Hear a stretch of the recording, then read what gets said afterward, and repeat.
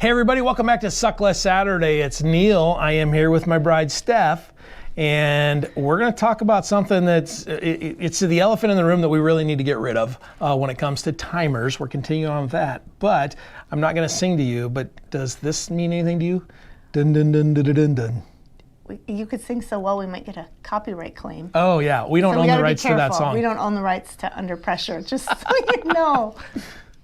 You need a shot timer because that which gets measured gets worked on. The Range-Tech Timer is the official timer of Active Cell Protection because it is versatile, reliable, feature-rich, and very economical. Check out all it can do at the link below. All right, so Steph, pressure in shooting is a big thing, right? Now, on your worst day and you're on the two-way range, pressure is going to be real, and that's going to be something that you have to cope with. It's kind of hard to create that on a one-way range.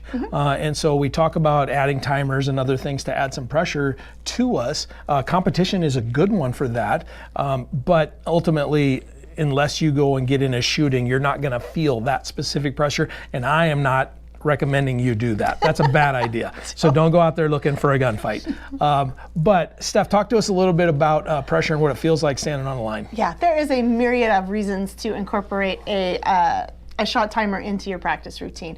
This is one of my favorites. It's also what Neil referred to as, and I think is the elephant in the room. It's really the big reason that people kind of stay away from shot timers. They are the truth teller. They will tell you where you are, and an awful lot of people don't really want to know that. It's much easier to sit on the couch at home or be typing in the comments about how you are perfectly capable and competent at pistolcraft and never have to actually prove it.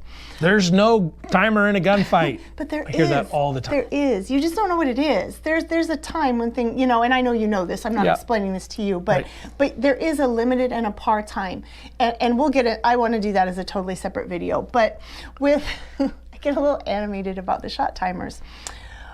But one of the things we work on in our classes, to break this down a little bit, is efficiency and is speed. And it's not because we think you need this Instagram sub-second draw just to be flashy and awesome and fast is all that matters. It's not. But there is a time limit. Time is a huge constraining factor in a defensive encounter, and it's much less time than you potentially think it is, unless you've watched a lot of our videos and then you know that we are talking about seconds. So if you have a very, very accurate, you can just drill 1-inch, holes in targets at any distance, but it takes you 5 seconds to get a shot off, and your average defensive encounter is over in 3 to 5 seconds. The fact that you are super accurate doesn't matter, and that's what people like to pull out the accuracy, or speed is fine, but accuracy is final. That doesn't tell the whole story, because you can be accurate and so slow that it doesn't matter. Right. But again, it's so the accuracy and the time and all of it kind of comes together. But what we find is we can show people, and people do believe that with enough practice they can become accurate. That's not necessarily a stretch for people. They understand that with enough practice, with enough education, with enough training, they can get to a very high level of accuracy, or at least one that's comfortable for them. I find that most people don't really believe, well, not most people, but until they've gotten into it. If you have not practiced and time to know what your draw to first shot is, they don't really believe that a 1.5 second draw to first shot is possible. And any of you that are teaching classes or that have been in classes and have this draw know this.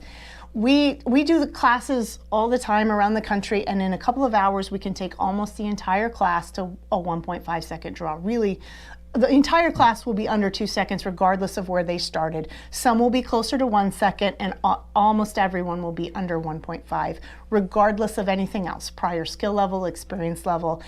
And if you're sitting there going, wow, wizards, anybody that knows anything about other instructors are going, that's not hard, because it's not. It's really not. I'm not saying that to say that we're good. I'm saying that to say most people believe it's not possible, and it's eminently possible. Yeah. So in our classes, lots of times we will focus on this speed and really bias towards the speed, even away from the high accuracy to acceptable accuracy, so people can have this belief and confidence and see where they can go. it really, it's a confidence thing when you're talking about this, because if your brain doesn't believe you can do it, you can't. It's right.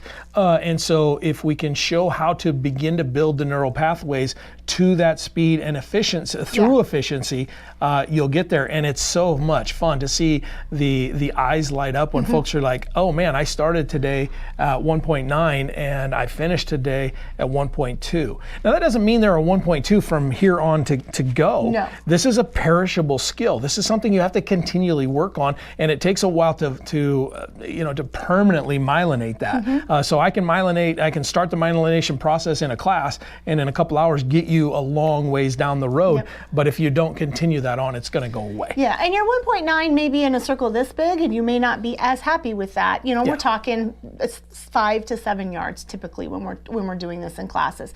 That may not be as happy as you are, but once you have that belief that you can, I really can move. I bet I can actually get down to 1.5 if I had another hour, and also guaranteed they could. Right. And then I have the belief that I can practice it enough to bring that into a very acceptable level. So it's not that we're sitting here going, speed is king, speed is king. This is all it is, just fast, fast, fast. Ricky Bobby. Wow, I like that. Yeah. And Neil loves speed. Neil loves to move that fast, and he's like, I hit the target. That's I don't great. care. I don't care. I hit the berm. I'm happy. I just want to go fast. Gotta go fast. But that's not what we're saying. We're not saying get this timer to get as fast as you can, because speed is everything. It's not. And we really hope over the next couple of weeks to explain that. So we're not just speed, speed, speed. But what the timer adds is pressure. And while that feels like a negative thing and a bad thing, learning how in all aspects of our life to just be under pressure and withstand is a very valuable skill. That's what we talk about on the main channel all the time, this emotional fitness. And I talk about this. We had a great time talking about this with the women at the A Girl with a Gun conference last year. Many of them had never been put on a timer. We also require them, if they're in the class, you shoot one at a time in front of everyone in the class to see where you're at the beginning of class, which is a huge challenge for people that have never done that, and also again at the end of class. And you're timed and that data is taken down. Now that's pressure. Yeah. That's a lot of pressure. So, why do we do that? Because we talk here about how we're trying to build people up, and we are.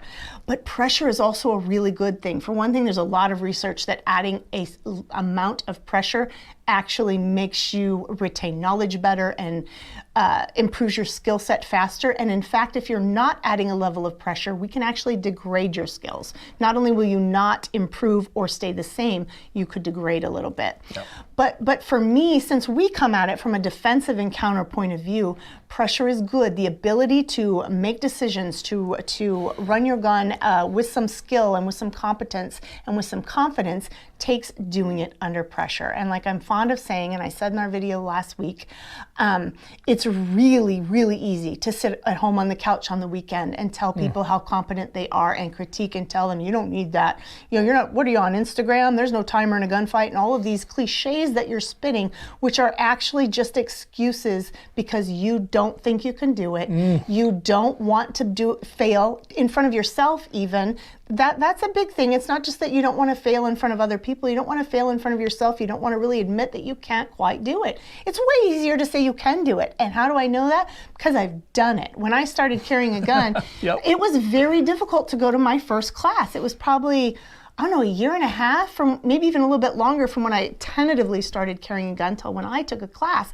That was terrifying because you're a new person and what am I going to do? And all these other people know what they're doing. So there's a huge amount of pressure. You're not sitting on the couch. You're stepping up on the line and everyone's going to see the holes in the target and everyone's going to know. There's no hiding in a gun class. There's no hiding from a timer. There's no pretending you're something that you're not. And that's actually a good thing. It's just really a scary thing.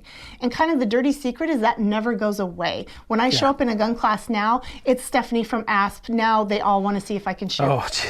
Yeah. And frankly, every day I can't. I have bad days like everyone else. Neil has bad days. John has bad days. I think Brian Hill might even have bad days. Oh, I don't know. It's just that he performs at such a high level. His bad days are still really good.